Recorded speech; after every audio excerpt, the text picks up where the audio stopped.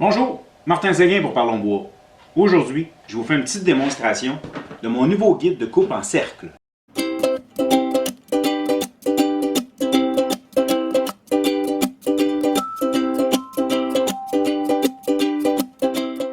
Oui, j'ai décidé de m'acheter un guide.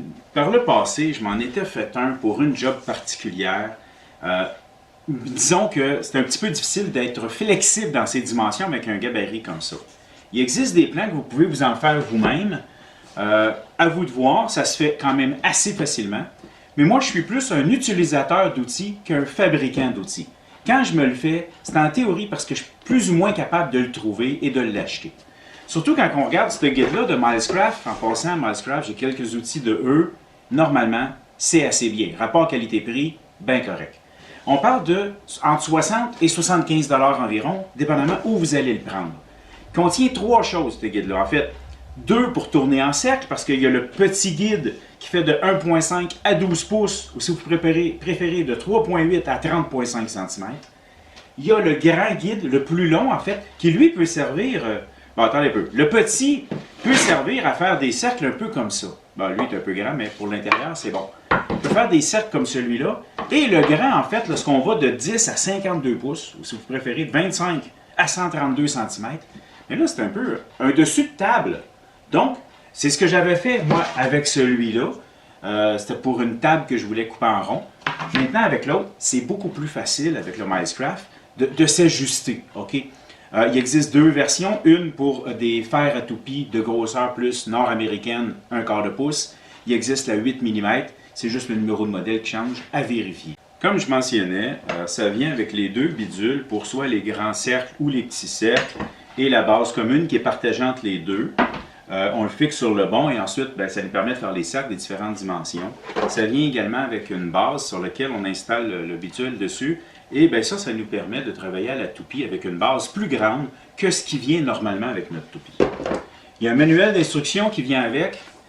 Écoutez, moi j'ai eu celui pour l'outil qui permet d'écrire, faire des lettres à la toupie. Bref, je l'ai trouvé sur leur site internet et je l'ai simplement imprimé. Plus ou moins utile, j'ai utilisé une vidéo YouTube faite par la compagnie pour bien comprendre. Puis vous, si vous êtes en train de m'écouter, c'est parce que vous ne l'avez pas vu l'autre vidéo, ou vous n'avez peut-être pas encore l'outil. Mais en fait, je vous fais simplement vous refaire un peu en français la même chose que qu'est-ce que la vidéo de la compagnie démontre. En ajoutant, disons, peut-être certains détails et surtout en y donnant mon opinion. Donc, là, ce qu'on va faire, c'est des cercles, parce que moi, j'ai besoin de tailler des cercles intérieurs. Et ça, pour l'extérieur, c'est facile, OK? J'ai un gabarit pour travailler à la scie à ruban. Je l'ai installé dessus et je l'ai tourné. Parfait. Mais pour l'intérieur, on ne peut pas faire ça à la scie à ruban. Pour se rendre là, il faudrait couper le morceau, faire notre cercle et revenir refixer notre morceau. C'est là que travailler à la toupie, ça fonctionne bien. Donc, on peut faire différentes dimensions. En fait, je regrette presque d'avoir fait mes grands disques à la scie à ruban. Pourquoi? Parce que oui, c'est rond, mais c'est pas parfaitement rond. Tandis que quand on le fait avec un guide comme ça à la toupie, c'est parfaitement rond. Pour ce qui est de savoir quelle toupie utiliser, vous pouvez prendre à peu près n'importe laquelle. J'ai une petite toupie d'une force écart et ça ne lui cause aucun problème. Par contre, je vous dirais utiliser une toupie avec base plongeante, voilà, qui permet justement, parce qu'on ne peut pas faire les cercles en une passe. On le fait toujours en deux passes. Une base plongeante est plus facile d'utilisation, ainsi que moi j'ai le bidule pour capter la poussière. Ça permet d'être un petit peu plus propre lorsque je travaille. Vous pourriez avoir une toupie plus forte ou également utiliser un fer à toupie qui est plus gros. Ici, avec le kit, c'est le 1/4, un fer droit de 1/4 qui vient avec. Avec un 1/4, les mesures indiquées sur les guides sont parfaites. Si vous mettez un fer plus gros, votre choix, il y a une possibilité que les mesures qui sont ici n'arrivent pas, vous n'aurez qu'à vous ajuster. Lorsque j'ai ouvert l'emballage, je me suis demandé s'il n'y avait pas une erreur. Parce que je regardais les mesures, les distances, mon Dieu, ça a l'air quasiment pareil. J'essayais de comprendre jusqu'à ce que je réalise qu'un côté, c'est les pouces et l'autre côté, c'est les millimètres, centimètres. Et une chose qui est sûre, c'est qu'on a l'impression qu'il y a une erreur. Non, ça monte toujours du double selon les dimensions. Normal, on fait un cercle. Donc, si on tasse d'un demi-pouce, bien, ça fait l'équivalent de 1 pouce de cercle complet. Donc, assurez-vous de regarder le bon côté selon les mesures que vous voulez faire. Et bien, dans chacun des ajustements, il y a un in et un out, c'est-à-dire vous voulez le cercle extérieur, mettons qu'on dit 8, on veut 8 extérieur ou on veut 8 intérieur, ça va modifier où vous allez placer. C'est le fun, c'est précis. Dans l'emballage est fourni tout ce qu'il faut pour faire le montage. Première chose à faire, retirez le fond, la base que vous avez sur votre toupie, peu importe le modèle. Vous mettez le bidule à centrer et en venant fixer la plaque en place, il y a l'autre bidule ici qui est obligatoire pour venir mettre tout ça ensemble. Voilà, ça fait qu'on est automatiquement centré. Il y a des trous, vous devez mettre au moins 2 vis. Dans le livre, il y a une charte qui vous permet de voir, selon votre modèle, quels seraient les trous, parce qu'il y a des lettres A, B, C, D. Là. Vous pourriez choisir les trous qui vont mieux coordonner selon votre toupie, mais en tournant, là, vous allez le figurer par vous-même. OK? La plupart des toupies connues, des défonceuses, sont à l'intérieur. Je vous le dis tout de suite, Canadian Tire ne s'y trouve pas. Ça ne veut pas dire que ça ne marchera pas. Et là, vous trouvez les bons trous et vous allez pouvoir les fixer simplement avec les mêmes vis, soit les mêmes vis que votre base, ou ils fournissent des vis également que vous pourriez utiliser. Donc, je fais simplement fixer ça en place et ça va automatiquement être centré. Maintenant, ce bidule rouge, on n'en a absolument plus besoin, ainsi que le bidule à centrer, lui non plus. Voilà, on n'en a plus besoin. On y fixe le fer à toupie. Maintenant, selon la grandeur du cercle que vous voulez faire, je vais vous dire une chose. Écoutez, si vous faites un cercle sur une grande planche, ne le taillez pas en premier lieu pour faire plus facile, OK? Parce que vous allez avoir un problème pour le fixer. Moi, sur certaines de mes planches, maintenant, je dois mettre du ruban double face pour le garder en place. Si vous avez une grande planche, prenez votre grande planche et fixez-la, tout simplement, et ça va vous sauver du trouble.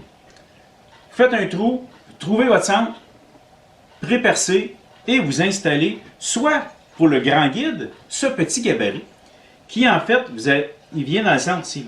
Donc c'est lui que lorsqu'il est installé, qui va nous servir à faire tourner. Pour le petit, c'est simplement lui ici qu'on va venir visser dans le centre, à l'endroit où on veut justement, qui va être le centre de notre cercle.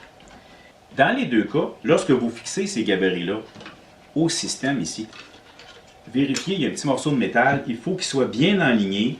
C'est un peu un gabarit standard, là. Et il faut le rentrer dans la petite craque et s'assurer que ça a bien rentré à sa place. Sinon, vous n'êtes pas précis et ça ne tient pas grand-chose. Là, moi, en le fixant, il ne bouge plus.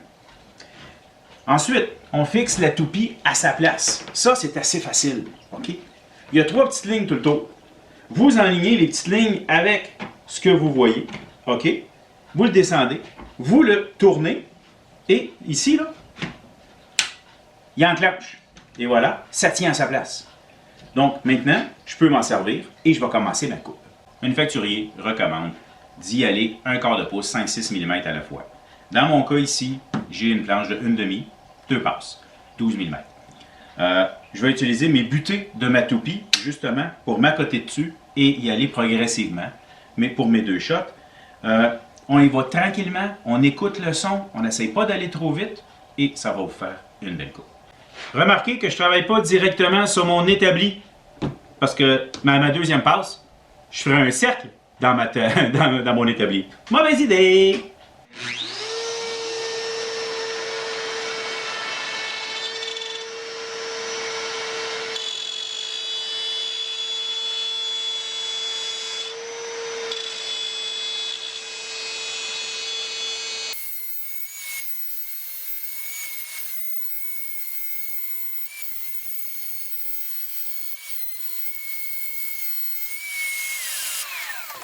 Avant de faire ma deuxième coupe, j'aime ça nettoyer. Je me dis, si c'est moins plein, ça va aller mieux. Pour la deuxième passe, je mets mon guide plus bas et je me lance. Même chose que tantôt.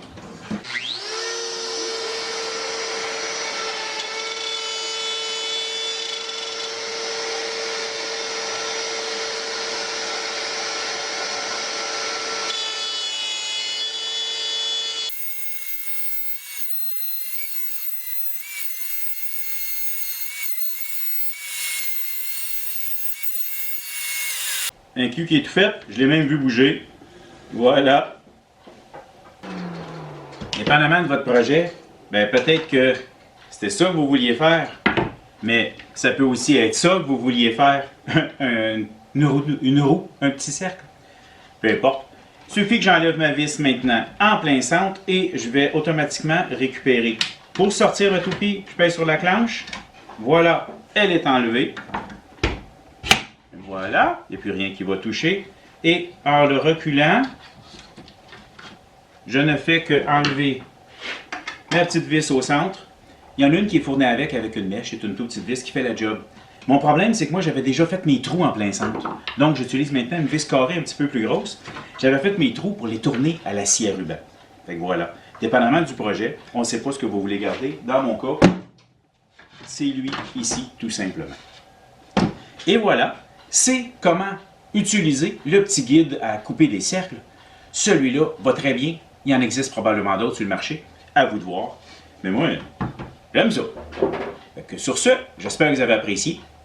Merci. Si vous appréciez ce que je fais, je vous invite à vous abonner sur ma chaîne YouTube. C'est le bouton s'abonner dans le bas de l'écran. Vous pouvez également me suivre sur ma page Parlons Bois sur Facebook. Je donne également des formations, soit chez vous, soit chez moi. Il suffit de communiquer avec moi pour qu'on s'arrange. Merci.